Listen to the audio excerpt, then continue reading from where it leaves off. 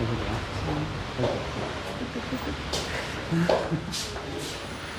morning, Your Highness. Thank you very much for coming today. May I present my vice chairman, I think you know Mrs. Elspeth Thomas, who looks after our UK affairs particularly, and directed. I'm good to be in the country. We're lucky to get you here.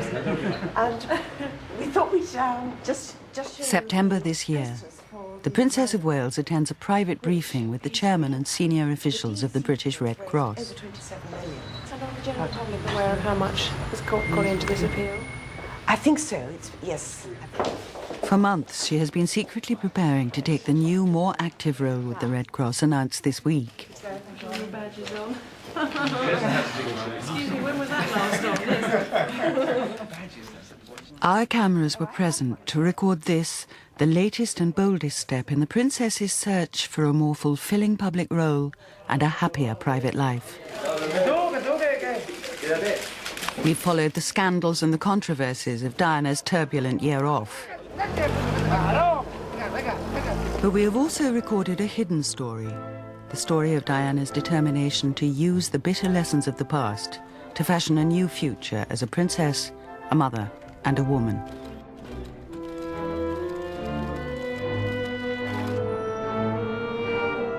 We have recorded extraordinary moments from Diana's private year and talked to those who know her well.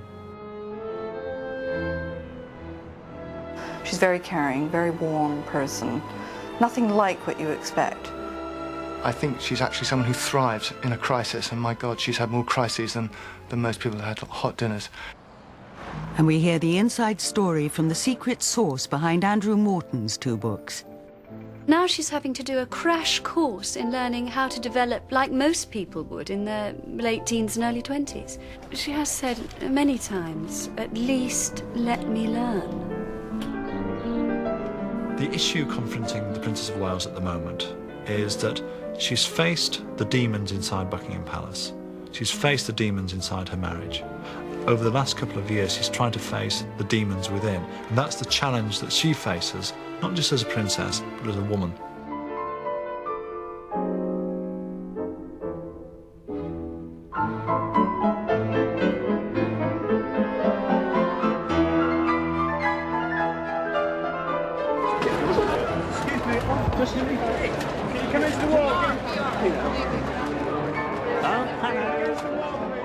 Her first public engagement after a year away. Thanks so much. Whatever Diana may have accomplished for herself in that time, it seems she can never share our fascination with her.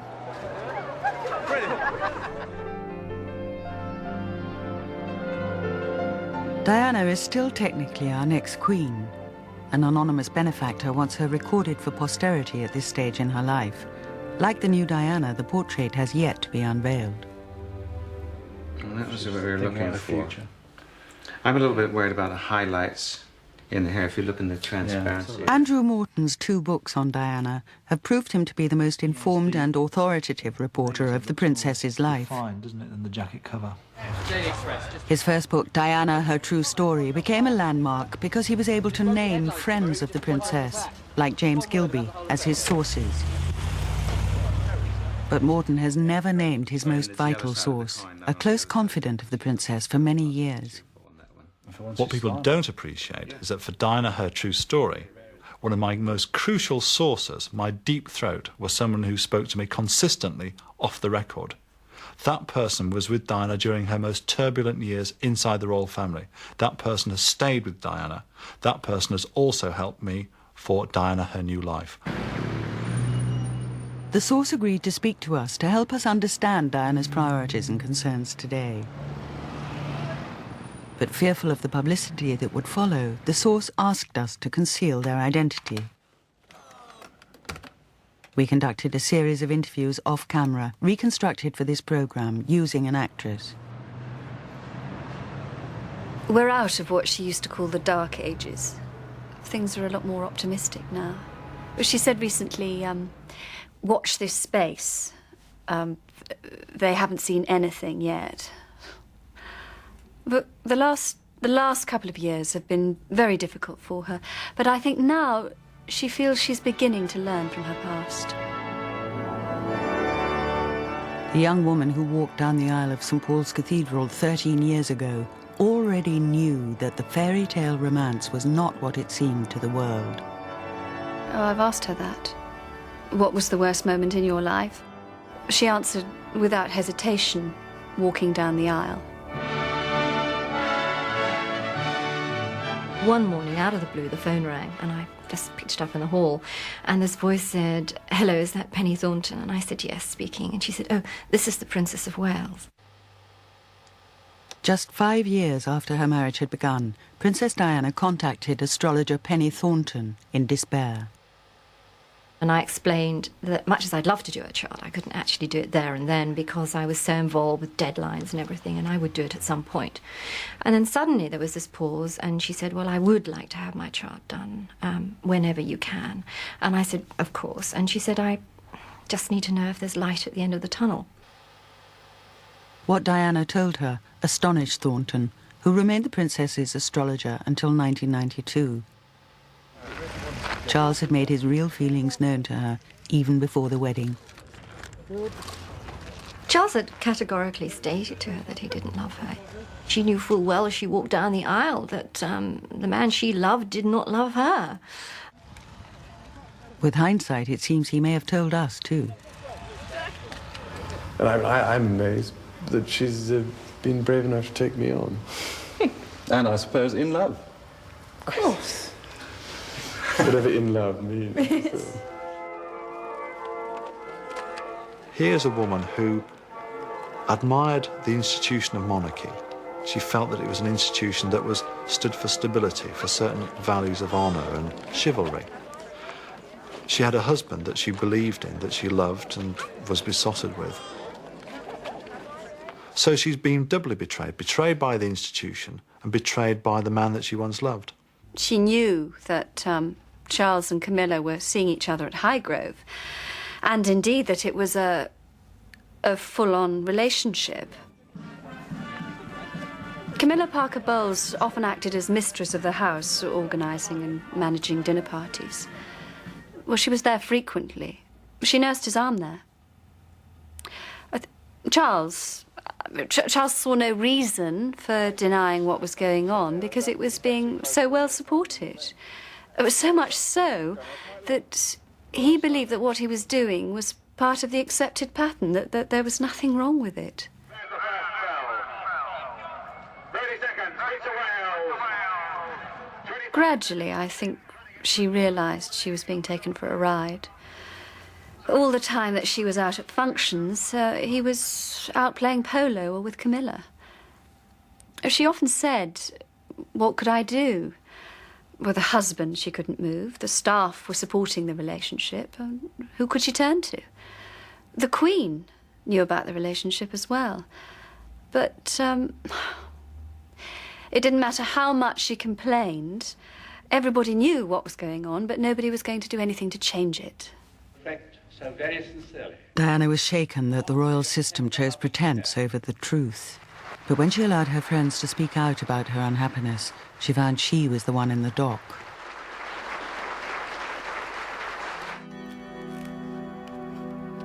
Morton's second book contains extracts from a diary kept by another close friend of the princess at the time. One entry in June 1992 records the atmosphere inside the royal family at the tense family summits called to discuss the crisis. The meeting with the in-laws was worse than expected, left her shaken rigid. Heavily criticised for collusion and having brought the family into disrepute, Prince Philip, angry, raging and unpleasant. But Diana wanted an end to the public sham of the marriage. She had secured Charles's agreement to a formal separation, a course of action which the prince found almost impossible at first to present to his parents. During the meeting, she turned to Prince Charles and said, "Tell them, Charles, what you want to say." He stood there absolutely stumm. Diana said, "We discussed all this on Monday." Again, silence. She emphasized her total astonishment that he couldn't speak for himself when his parents were present. His physical proximity leaves her cold. Alone in Kensington Palace following the separation of the couple in December 1992, Diana found it difficult to shed her obsession with Camilla Parker Bowles. Just a few months after the separation, she learnt where Prince Charles and Camilla met. She got herself a large-scale Ordnance Survey map. She pinpointed the house. She found out the routes that Camilla would take and Prince Charles would take, and she was obsessed by it. She was concerned about it. At war with her husband and his courtiers, the distraught princess lashed out at the royal system she had come to despise. During one very angry meeting, she threatened to take her and the boys to Australia. Prince Charles' side thought this was a huge joke. Then they started to take it seriously. And then they came back to her and said, yeah, fine, you go to Australia, but leave the children here. By the end of last year, Diana was near the end of her emotional tether. She made a bid to seize the initiative. I had a call from the palace, from Buckingham Palace, at about 4 o'clock in the afternoon, asking if it would be possible to see Princess Diana privately the following morning. We sat on a long sofa, and she said, "Do you know why we're meeting, Geoffrey?" And I said, "Yes, Mum, I've taken a briefing from number 10, but I do not know the statement you're going to make." And she had on her lap 3 pages, and she handed it over to me, and I read it. Her Royal Highness, the Princess of Wales, would like to make a short statement. Your Royal Highness. Lord Archer had been charged with the task of stage managing Diana's withdrawal from public life in December last year. I hope you can find it in your hearts to understand and to give me the time and space that has been lacking in recent years. When I'd read it, I mean, it had brought a little tear to my eye, so I wondered if other people in the audience would say this is very sad. And I said, I must ask you, Mom, if you feel you might break down, you might find it all too much, because this is a very dramatic 3 pages, and with an audience of a couple of thousand people, it might be quite a strain. And she said, "No, I've read it several times, and I've gritted myself against that happening." And for that, I thank you from the bottom of my heart. There was agreement behind the scenes that Diana needed a rest and her husband's reputation needed a boost. But a suspicious Diana was not content to place her fate in the hands of the palace system. She took control herself, masterminded her own escape plan, and kept it under wraps from her husband's camp. As soon as he found out about it, he tried to obstruct it in all sorts of ways, and that fired her on. But the Queen had agreed to it, so Prince Charles couldn't object to it in any major way, or he was going to have to face his mother. She was very excited. She'd taken charge of something on her own. She'd planned it and carried it through, and I think it was the first major event since joining the family that she had actually taken control of on her own without people breathing down her neck. The problem was that she'd worked out how to open the door, but where she was going to hadn't been nearly so well thought out. 7:30 a.m., a Friday morning outside the Chelsea Harbour Club. One of the paparazzi, Mark Saunders, prepares for another day's work.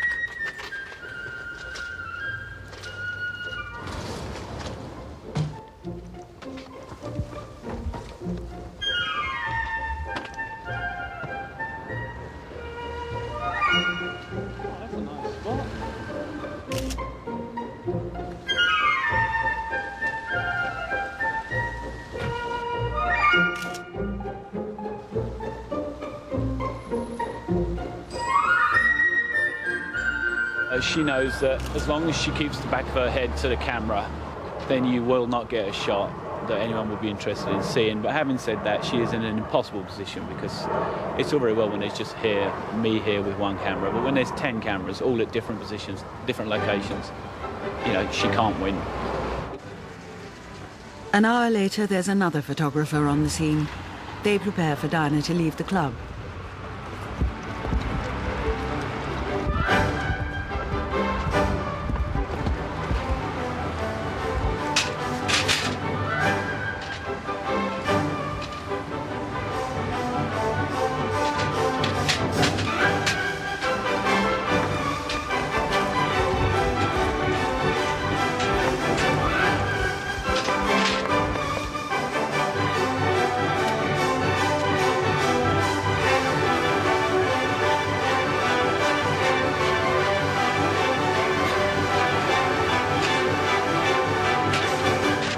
have you got out of this morning as a job? Some very nice shots, a nice sequence of shots of the Princess of Wales turning up at the Harbour Club.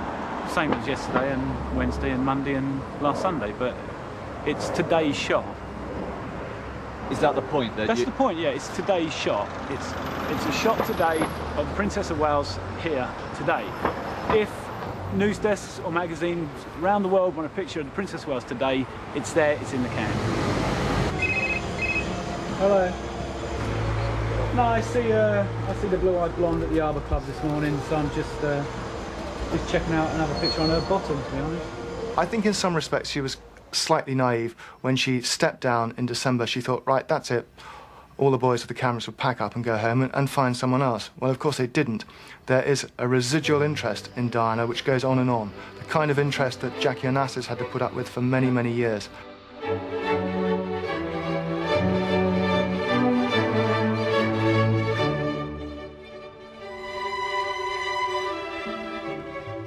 In March this year, the Princess of Wales took her boys Harry and William on holiday to Austria. For Diana, it was the first major public test of whether she could put her new priorities into practice. Diana wanted a quiet family skiing holiday. Although it was not known at the time, she had ordered that there should be no bodyguards in attendance, even for the children. She didn't want any bodyguards. Scotland Yard did. Diana insisted that she went alone, that her boys went unaccompanied. Scotland Yard were overruled by Diana, but then Diana was overruled by the Queen. She said, on no account must William and Harry go without bodyguards. Diana's ace, as it were, was trumped. Diana's wish to be free from the constraints she associated with the royal system also included the press, but her behaviour caused confusion.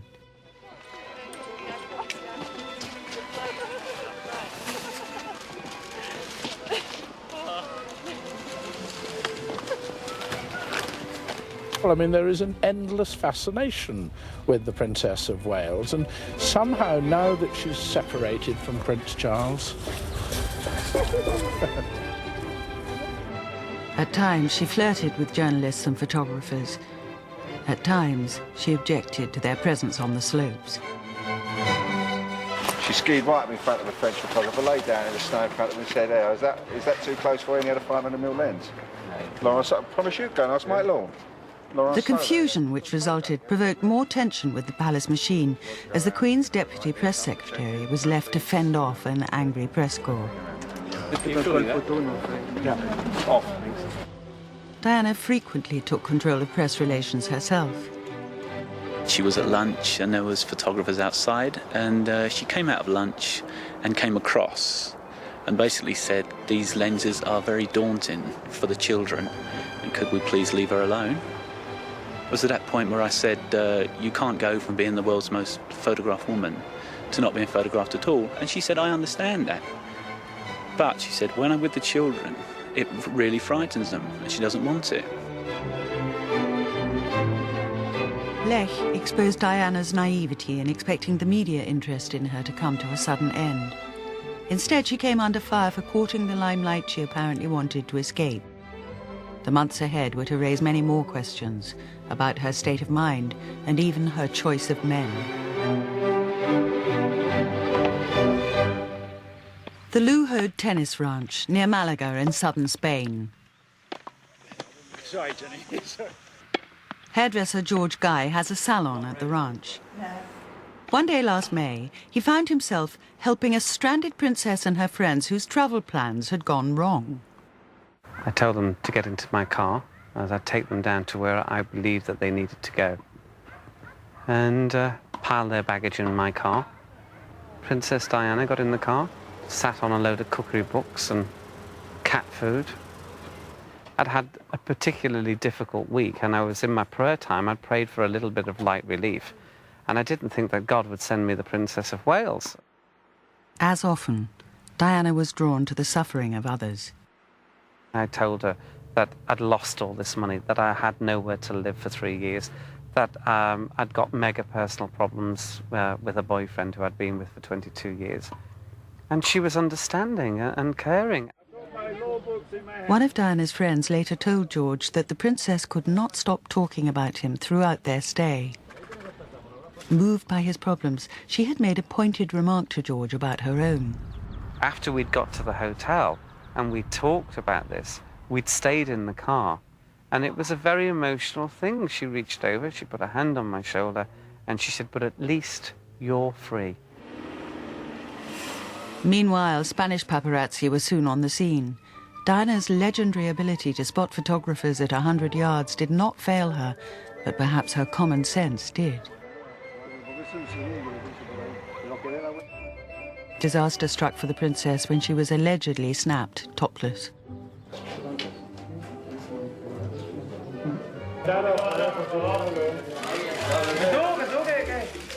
There was frenzy as George fulfilled the promise he had made to take the royal party back to the airport.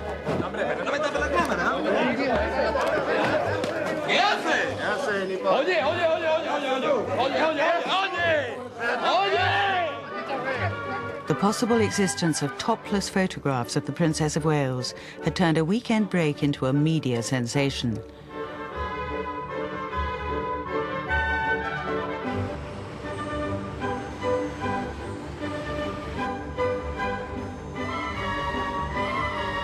Can we have a nice picture, please?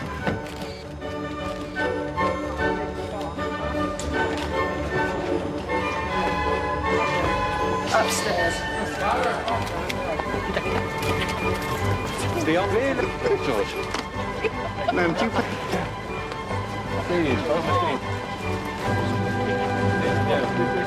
take a left this way. There's a lift here. Out, out, out. Out. Out. O-U-T, out. Have a nice trip, ma'am. Back home, Diana brought the crisis to a new pitch by arranging a secret rendezvous with journalist Richard Kay. But the meeting was photographed, adding to the headlines and the criticism she faced over her behaviour. I think she would be the first person to admit that the whole Malaga episode was a very steep learning curve for her and a painful one. Whose patriotism, generosity... You have to remember that she's had her whole adulthood removed from her into an institution. So now she's having to do a crash course in learning how to develop like most people would in their late teens and early 20s. She has said many times, "At least let me learn." We're just turning into Beecham Place, which at one time used to be Princess Diana's favourite spot for lunch. Mark Saunders is one of the most persistent of the paparazzi who follow the princess daily. From his own account, Diana can be remarkably relaxed when she comes face to face with the press. She said, "Who do you sell your pictures to?" And I said, "I sell them to anyone." And she said, "Yeah, lines the wallet well, though, don't they?" And I said, "Well, yes, but, you know, it is still just a job." And I asked if I could take a picture of her. And she said, "A picture of me now? No, I don't think so." And I said, "Oh, well, make me a few bob." And she said, "Well, how would you like me then?" And I said, "Well, topless would be nice." And she laughed and said, "Yes, that would be nice," or something along those lines. And I said, "Yes, I could retire tomorrow with that." But often during the past 12 months, Diana's behaviour has suggested that the pressures have taken a heavy toll. The frequent visits to a variety of alternative therapists have also prompted much comment about her state of mind. You really could divide them into two categories. The first is that trying to get rid of the anger that she feels. She's got 10 years of bitterness and that sense of betrayal, and so she goes for therapies such as colonic irrigation. She goes to see a boxer to do boxing therapy. She says, "I've got to release my anger. I've got to deal with my anger before I can make progress." The other side of the therapies are the massage, the aromatherapy. She's paying for affection. She's a tactile person. She's an affectionate person. But the speculation about Diana's state of mind intensified in August when the nuisance phone call scandal suggested hard evidence of disturbed behaviour. Diana was accused of making over 300 calls to the home of art dealer Oliver Hoare in an 18-month period. When the call was answered by Oliver Hoare or his wife Deanne, the caller would remain silent. One call, said to have been answered by Mrs. Hoare, was abusive. Most of the calls were made from Diana's private line inside Kensington Palace. Calls were also made from her sister's house and from phone boxes near the Kensington area. I received a phone call from a contact of mine. He asked me if I could meet him in central London to discuss the issue. I did. I went there to do a work of reporting. When I got there, after a few minutes, the Princess of Wales drove up, not with my contact, but quite alone. Once again, Diana turned to Richard Kay in her moment of crisis, and once again their rendezvous was photographed. Why does she call you? Why do you get on? Empathy, I think. I don't know of any other reason why we should particularly get on. I mean, she knows me as a journalist. Diana had a defence ready against the allegations. She provided evidence for me that I independently checked and found to be true, that she could not have made a number of those calls. Well, if she didn't make a number of them, then we have to question the veracity of the rest of the allegations. But from Diana's own account to our source, there seems little doubt that she herself was responsible for the majority of the calls. As far as putting the phone down, I think, very understandably, she realised that what she was seeking was solace and advice, and that was taking up an awful lot of his time, so that when the wife answered the phone, partly through embarrassment and partly because she didn't want to speak to Mrs. Hoare, she decided to end the conversation at that point. She has acknowledged that that might not be taken as a normal, acceptable behaviour, but at the time of the calls, she was finding life very difficult. And I think, understandably, one's judgment is never all that it should be under those circumstances. The last of the calls was made almost 9 months ago, and the episode is closed. But the way Diana responded to the story's publication provoked a pattern of behaviour all too familiar to her close friends. She wanted Oliver Hoare to make a statement denying that they'd had the calls, and she was very disappointed with his silence. She described him as having disappeared like a frightened rabbit. I think blame is a major problem for her. She's always tried to disassociate herself from anything to do with blame. At one point, she tried to blame her staff, who, after all, had been very loyal to her. And it was quite incorrect when it was known that they wouldn't have made the calls. Anything to deflect attention from herself. I think it was the fear of not being seen as whiter than white. And my feelings are that, well, she ought to be old enough now to own her own actions. One of the things that she's got to realise as an individual is that with freedom comes responsibility, and with responsibility comes mistakes, and when you make mistakes, you have to accept the blame. And that's one of the things she's trying to learn. Halfway through her year off, Diana presented a confident figure to the world on the night of her husband's famous admission of adultery. Diana's response seemed to be, look what he gave up. As she stepped out as guest of honour at the annual gala of the Serpentine Gallery, the black evening dress and pearls created an unmistakable contrast with Camilla Parker Bowles.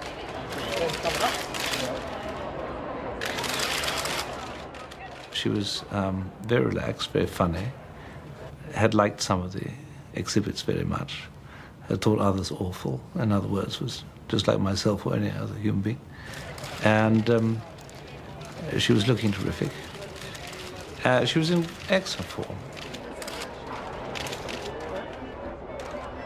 She was very amused by her meeting with Jeremy Irons at the Serpentine do. She said to him, you haven't been around very much lately, and he said, no, I'm taking a year off from acting. And she said, so am I. Help them by treading in. Prince Charles's revelations in his documentary that he had resumed his relationship with Camilla in 1986 did not set the record straight as far as Diana was concerned. I don't think she believed it. Well, it was such an unlikely date that the issue of truth was never even really discussed. She just gave a wry smile and said, you know, he would say that, wouldn't he? She was beyond calling him a liar and an adulterer. If he wanted to choose one date rather than another for his documentary, then so what? It didn't make any difference. Diana remains bitter about her rival Camilla, but no longer as preoccupied by her as she once was. I don't think she has a very high opinion of Camilla Parker Bowles. She calls her the Rottweiler. And there's some confusion that someone with dandruff who smokes should be chosen in preference. But perhaps because she got her foot in the door first, it's understandable. This summer also saw the royal wedding of Lady Sarah Armstrong-Jones.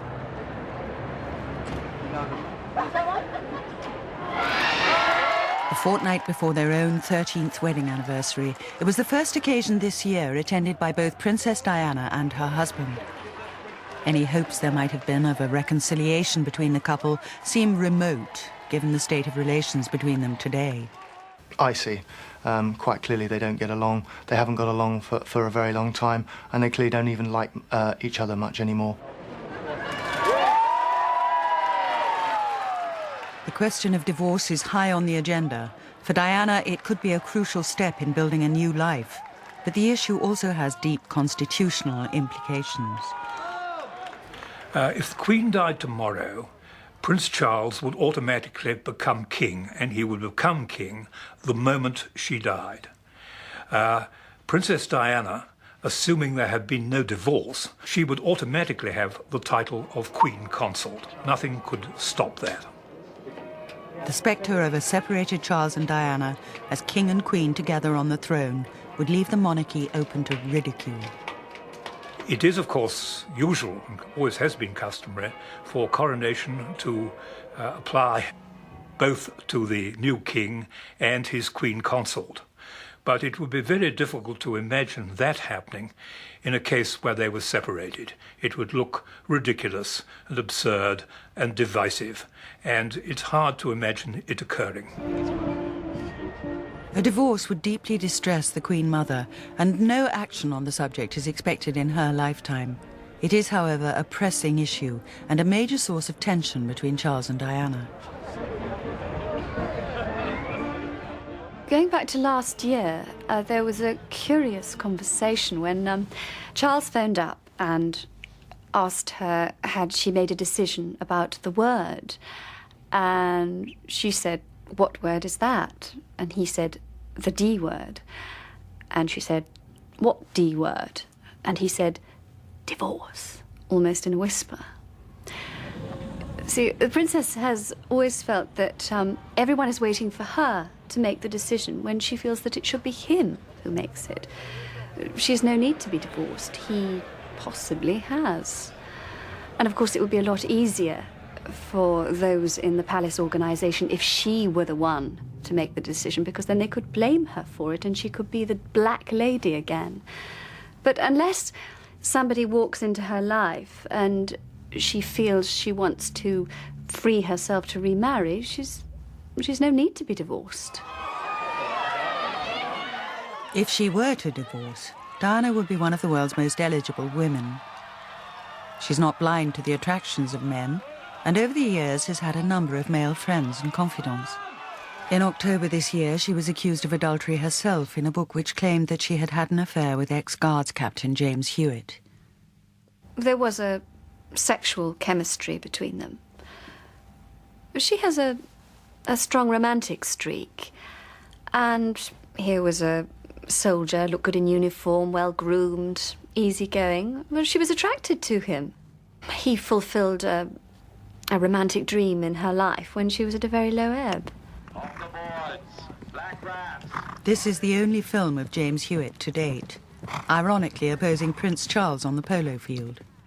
The princess has denied to friends that the relationship with Hewitt was the passionate love affair described in the book. She has always said that she didn't have the strength of feeling for Hewitt that he had for her. And She was married, and she still had hopes that her marriage might be mended.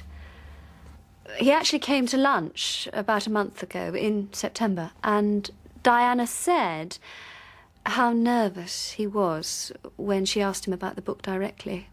Virtually every relationship that Diana's ever had with a man has ended up in tears. Barry Manicky, her bodyguard, who she became very close to, died in tragic circumstances. James Gilby, the relationship with him came back to haunt her with the Squidgegate tapes, very cruelly. James Hewitt betrayed her by selling his story. And then, of course, we've got Prince Charles, who had the ultimate betrayal by having effectively a surrogate marriage with another woman whilst she was still married to him. But despite the betrayals, Diana has told her friends that she does wish to remarry eventually. She's often said that she would like to have a daughter, or maybe even 2 daughters. And if the right husband came along, someone she could trust, I think she'd only be too pleased. Diana knows well the pressure she and any future man in her life would face. There was one occasion, relatively recently, where she left Kensington Palace, she stopped in Regent's Park, and a man was there waiting, obviously pre-arranged. He got into the boot of her car, and they drove off. Bizarre behaviour, but under the circumstances where she knows that every man in her life is a paparazzi's dream, she wants to stop them from getting that picture. The men at the heart of Diana's priorities today are her children.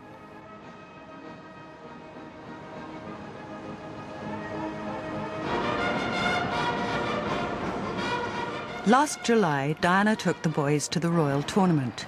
William is now 12, his brother Harry 10.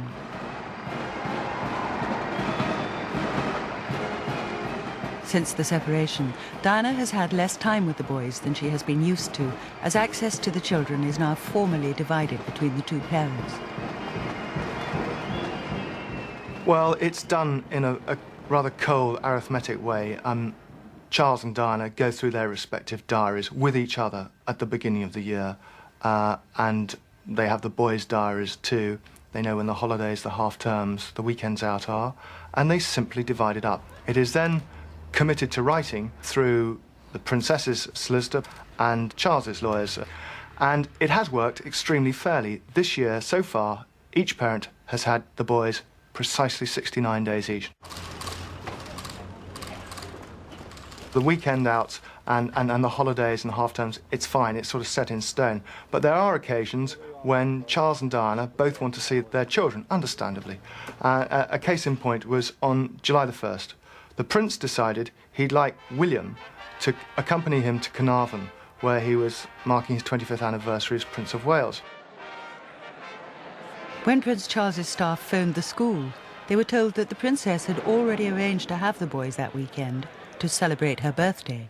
I mean, she'd asked first, as simple as that, and he got in too late.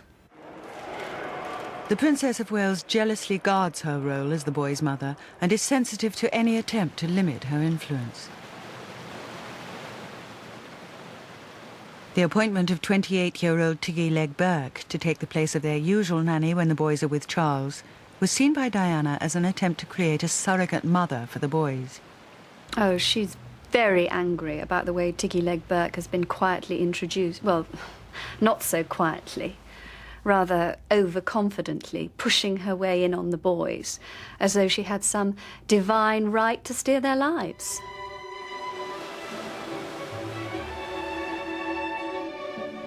On holiday with their mother in Spain this summer, the boys enjoyed jet skiing while Diana this time successfully avoided the paparazzi. Despite their privileged lifestyle, she wants the boys to have as normal an upbringing as possible. Diana is determined not to abandon the boys to the kind of emotionally deprived royal upbringing which blighted her husband's childhood. It's a fact that the Queen was away a good deal when Charles was growing up, that he perhaps was deprived of much of the mother love that she has lavished on William and Harry. And maybe she does think that as a result he's a colder, less emotional man than she hopes William and Harry will become.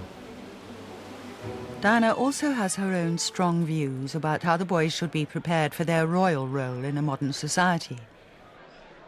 She wants them to understand that it's not all about public schools, that not all the children in this country are white, rich, who have holidays 4 times a year in Barbados or wherever, but there is a sadder side to society here, and she wants them to have an appreciation of that.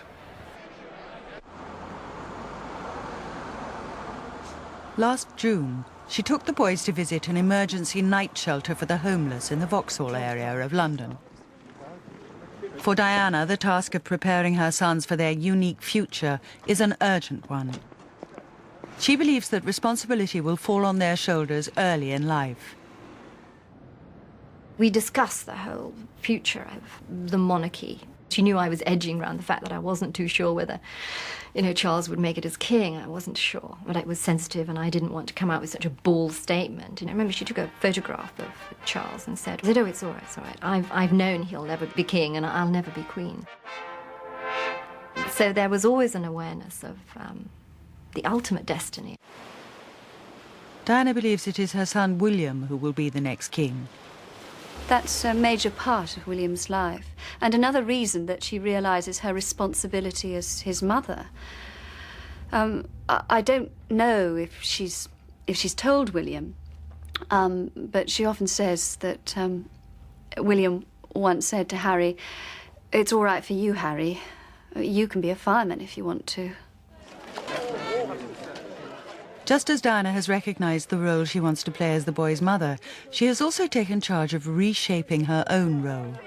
In the past, she has felt manipulated by the royal system. She called herself the biggest prostitute in the world in the summer of 1993, where she was entirely disillusioned with her royal life and just the round of royal duties, where she felt she was being handed out like a tube of Smarties that the courtiers would organise for her to go to a hospital here, to a town hall there. And she just felt that she was a puppet being manipulated by the system and that she wasn't doing anything that she wanted to do. She wasn't exploring any of the areas that she wanted to explore. On a June evening this year, Diana arrived unannounced in the Bull Ring near Waterloo Station to meet the homeless who live there.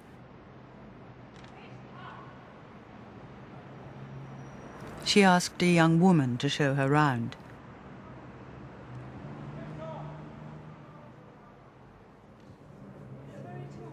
Accompanied only by members of the charity Centrepoint, who had arranged the visit, she spent the evening listening to the stories of the men and women of Cardboard City. She woke me up. I love her. She was interested in how we manage and how we cope down here. Yeah, she came over and then asked me if I didn't mind if she would have a look in my bash, we call it, but, if she could have a look in my house. And I said, yeah, be my guest sort of thing. Can we have a look as well? Yes, certainly. She was quite impressed. I got a bed and asked me where I got it from and explained I found it in a skip, and got it here. And she was rather impressed with that. Other thing she said, because the way I'm dressed, just shorts on sort of me hat. She said, oh, I'll see you're dressed specially for me sort of thing. And I just cracked a joke saying we'll be Savile Row suits in the cleaners at the moment. Diana's visit came just 1 week after a speech by Prince Philip declaring the end of poverty in Britain and a call by John Major for the streets to be cleared of beggars. The timing was not lost on the beggars themselves. I was quite impressed myself, personally, to be honest. It's just nice to see somebody who I know cares come down.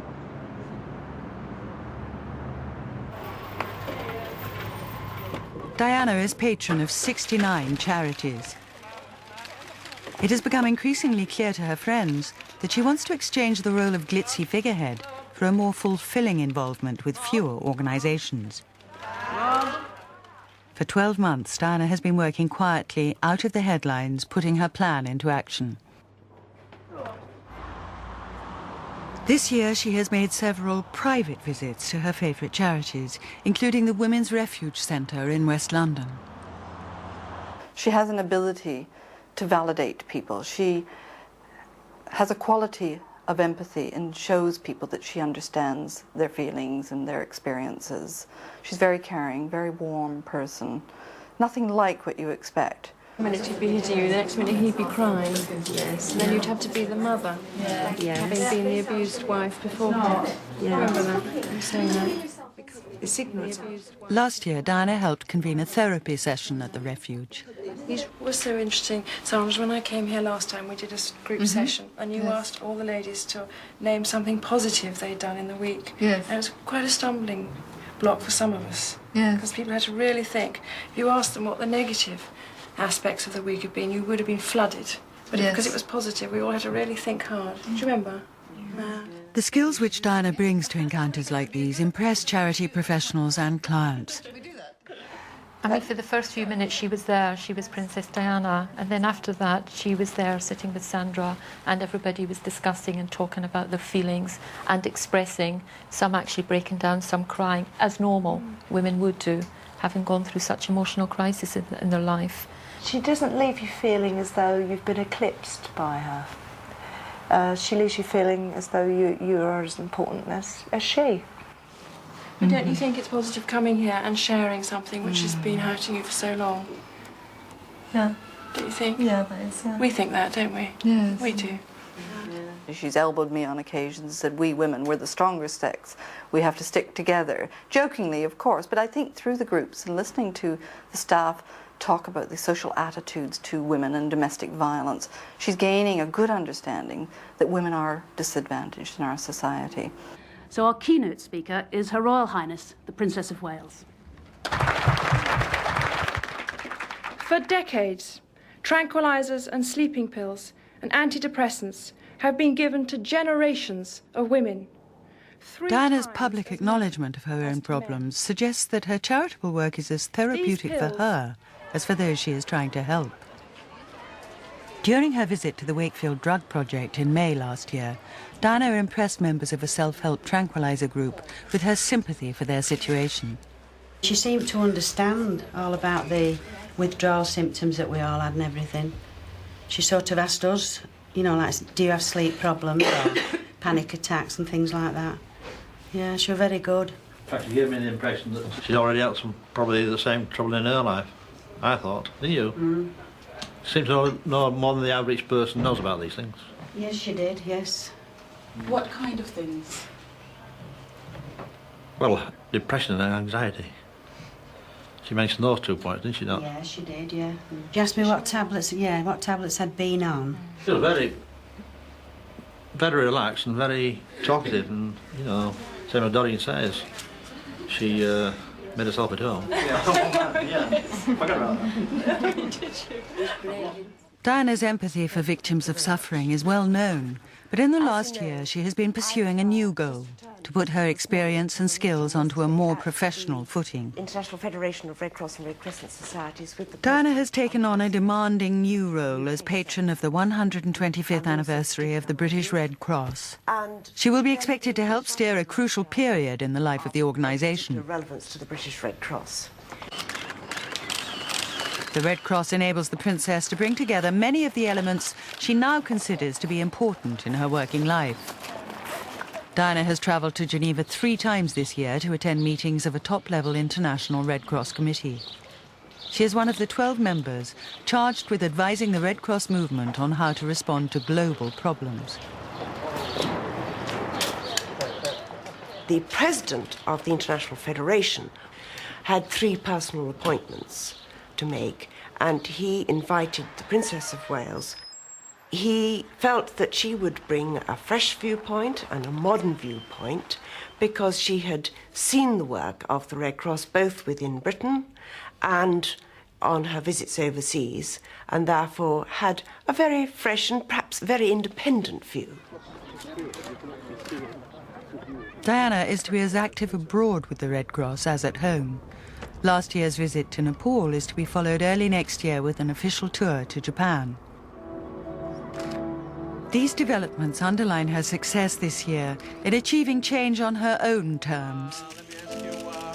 Due to the recent developments in the British press, what are your feelings as you go back to your country today? I've had a very interesting and valuable visit, and I hope we can now look forward to the future and not hang on to the past. I see. It means you have confidence in the future? I do. Thank you very much. I do.